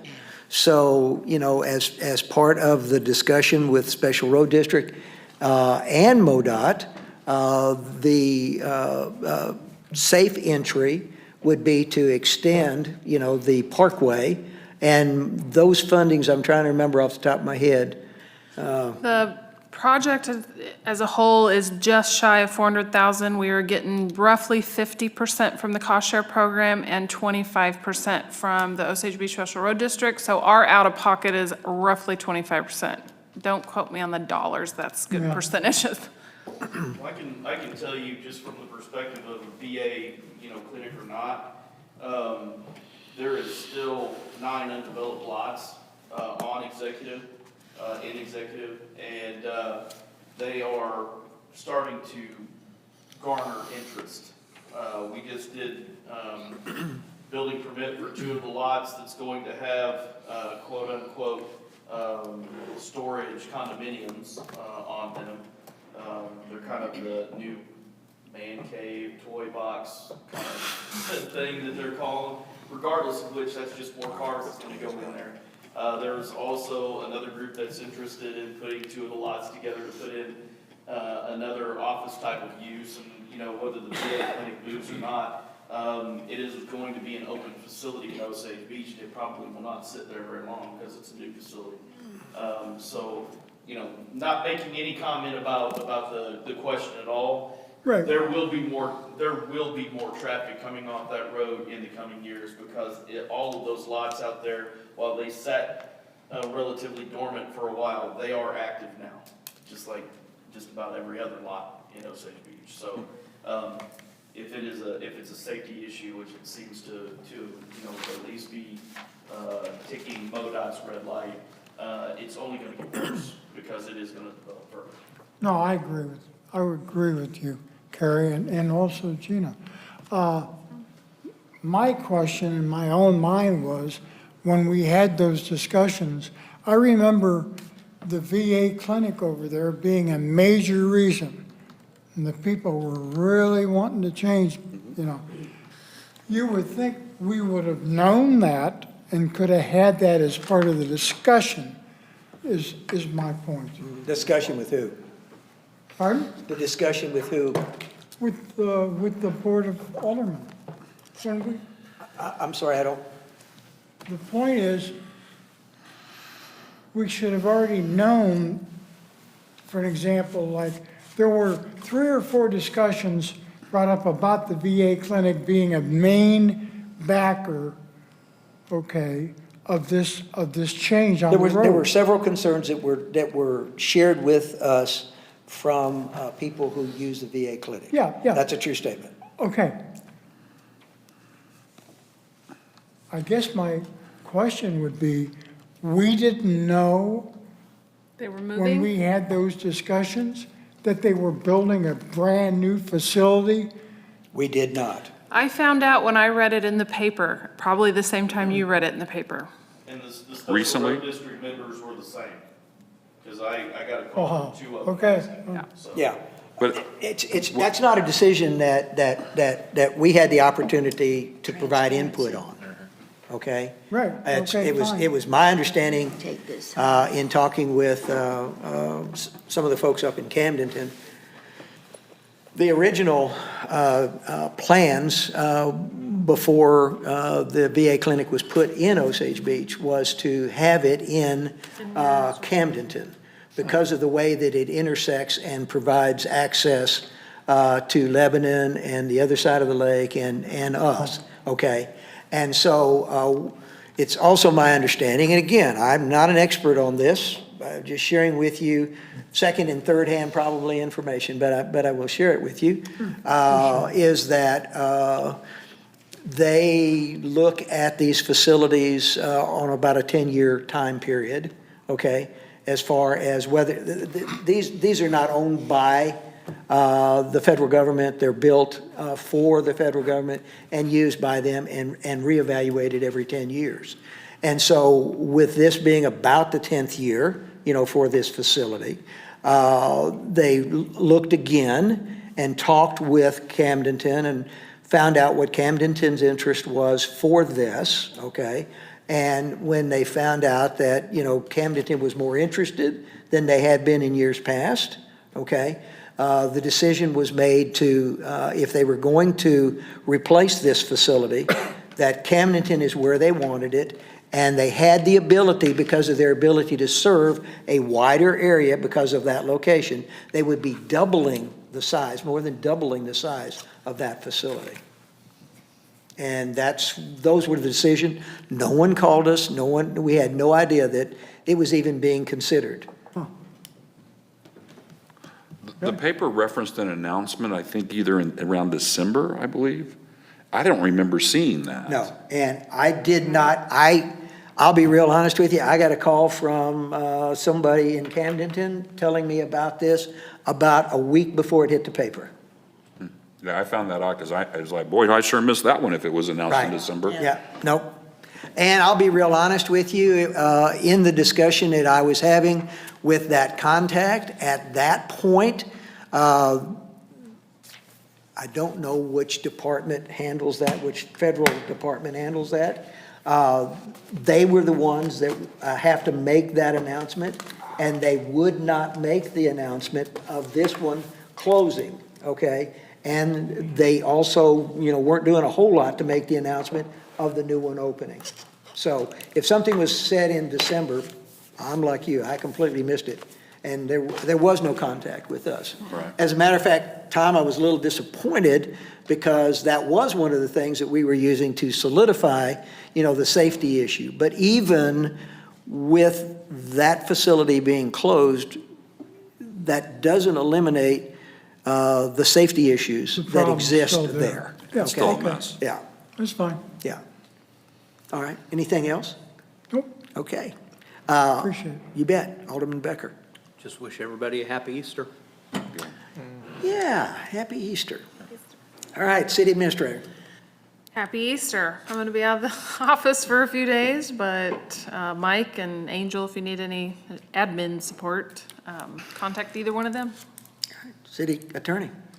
Just one thing, Mayor, just so the board knows, Municipal court will now be starting at 10 o'clock in the morning and not 9 o'clock for the foreseeable future, for the next 5 or 6 months at least.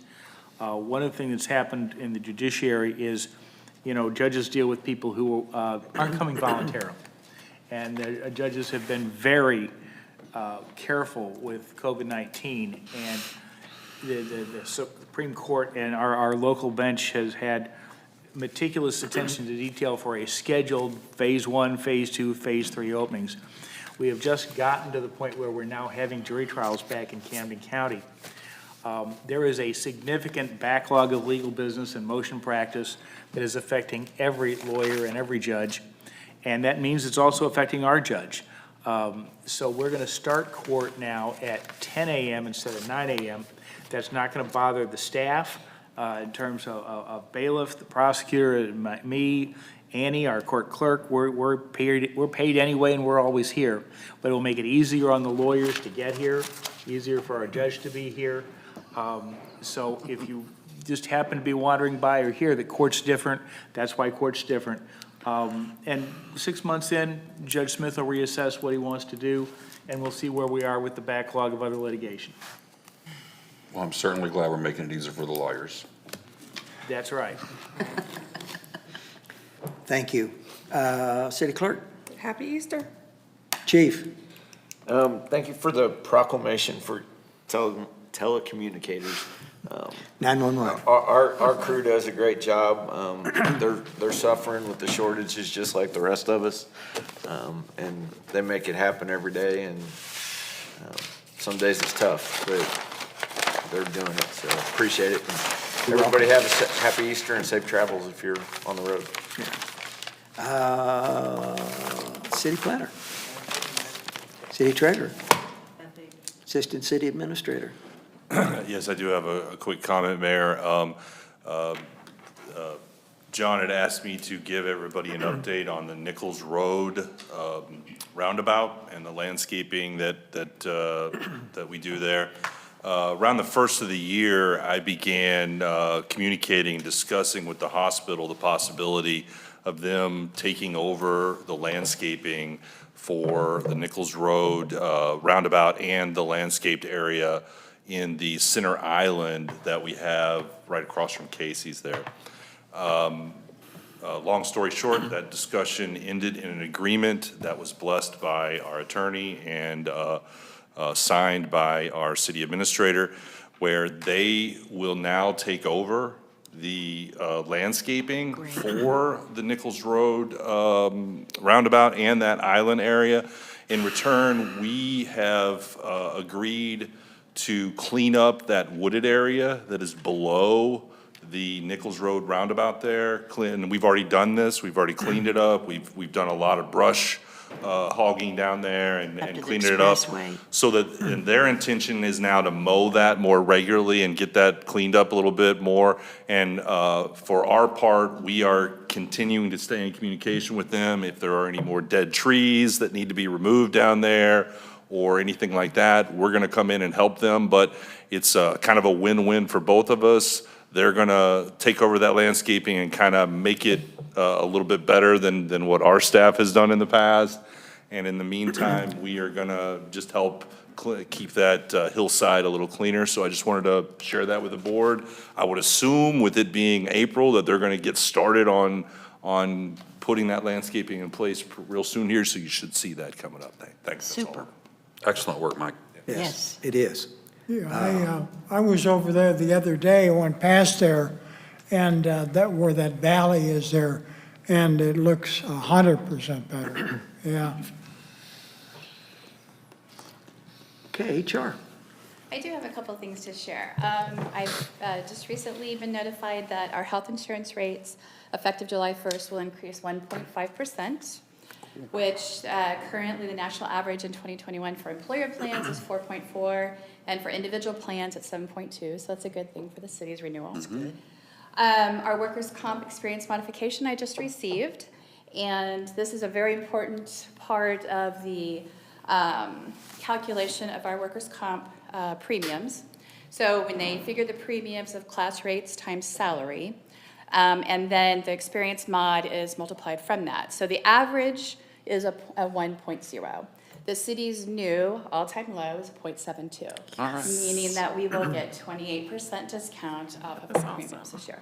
Last year, we were at a 0.77, and the year before, we were 0.76. So congratulations to all the employees for doing a great job for the last 3 years, because that is a 3-year total that we go off of. So yay, we did a great job. Great job. I will tell you that currently we have 20 vacancies for full-time, several seasonal and part-time EMTs. We are actively trying to fill 17 of the full-time positions, and they are in a variety of different, we're doing interviews, or we're looking at applications, or we're testing. So the 17 positions we are trying to fill, which 50% are from the police department, we are in just very different stages. The other 3 we haven't, we have not posted for a variety of little reasons, but we will, hopefully within the next 30 days, we'll have those posted.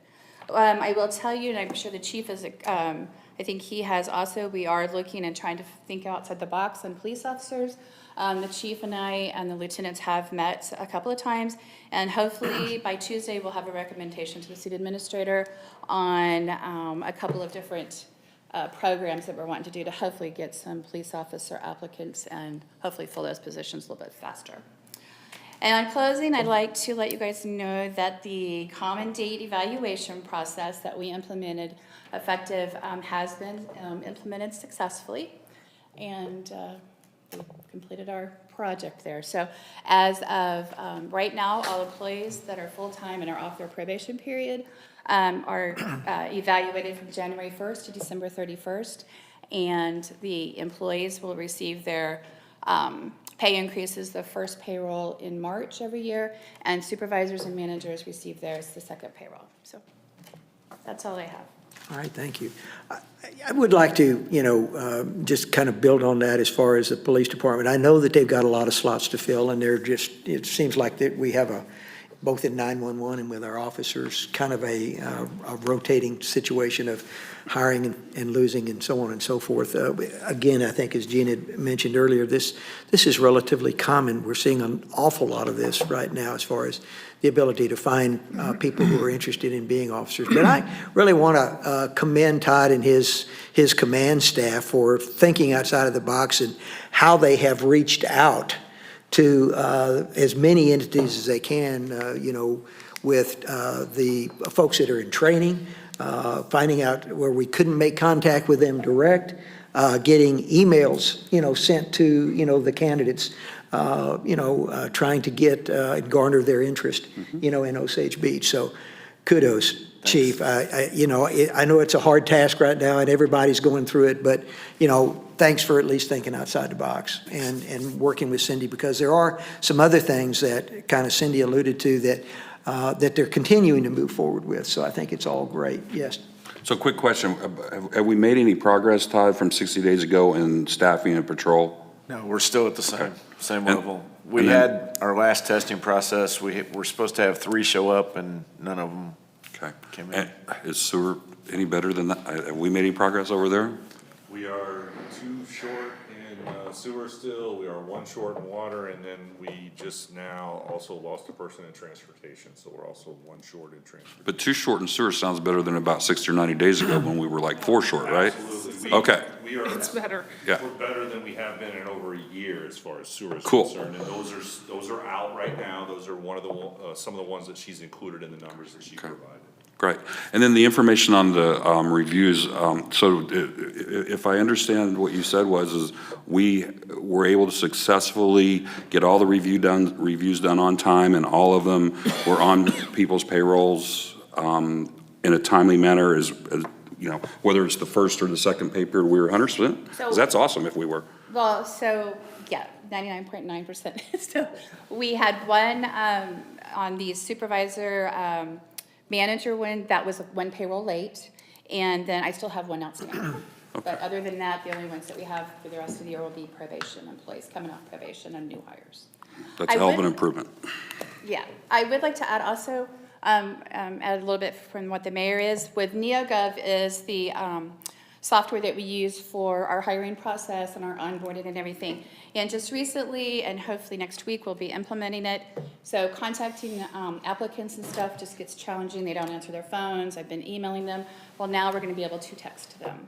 Cool. So we've just added that, and we'll be implementing that next week for texting the applicants. Good deal. Information. Awesome. An update on our incarcerated team? Okay, they are getting vaccinated, and once they're vaccinated and they've met the periods that they can be, then they should be going out and being able to go back out onto the field, was the last email that I received from them last week.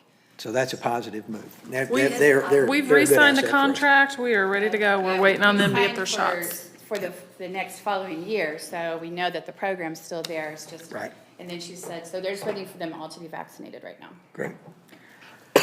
Airports. Building. I have nothing, thank you. Mr. Van Leer with Cochran Engineering. Sure, just a quick update on a few things that are going on. I believe at the last meeting, we talked about putting up some amber lighting out on Mace Road. Those lights are up. Okay. I'm actually gonna try to swing by there tonight and make sure they're functional, but they are installed. So that work's been completed. Are those are the ones from phase one? Yes. The gap between The lights Aver going and the up roundabout. The lights going up the hill Okay. from the roundabout. too. Good, great. So those are up. Wren Lane, that's the roadway project you have budgeted for this year. Those plans are out to bid tomorrow. We'll be opening bids late April and bringing those bids to you at your May board meetings. So you'll be seeing that project coming back. And then the other one I want to give you an update on is Beach Drive. That project was awarded at past board meetings. We have a notice of receipt set for April 12th. So I think that's the Monday of the week of your next board meeting. So hopefully your next board meeting, we've got a contractor out there working and making progress. And that's estimated to be how many weeks job? 30 days. A 30-day job? Done mid-May. Okay. Which is what our goal is, and I applaud Dave and Mike for their efforts to get this contract out so that we can have that road work completed prior to Memorial Day. I believe this contractor said he's got another job he's trying to get on in mid-May, so he's motivated to get in and get this done and move on to the next project. Super. All right, Dave, thank you very much. Well, our business for this evening is complete, and our meeting is adjourned. Thank you all very much for your time. I realize when you're back on this side, I don't look this way. I didn't look this way. You guys feel left out. I didn't realize that how much you're down there. You got the crud? I feel bad for Tom and Kevin. Run. I don't know. You guys too. Thank you for coming. And I do, I missed it. I don't know, it'd be hard for me physically. I will call him. I'd like to meet with you, and It'll be a lot, whoever because else, I'm sure just to go over some of the things that I'd like to see about adding. I don't know. Right. I mean, it's a matter of, I work 2 to 5, and I'm pretty well.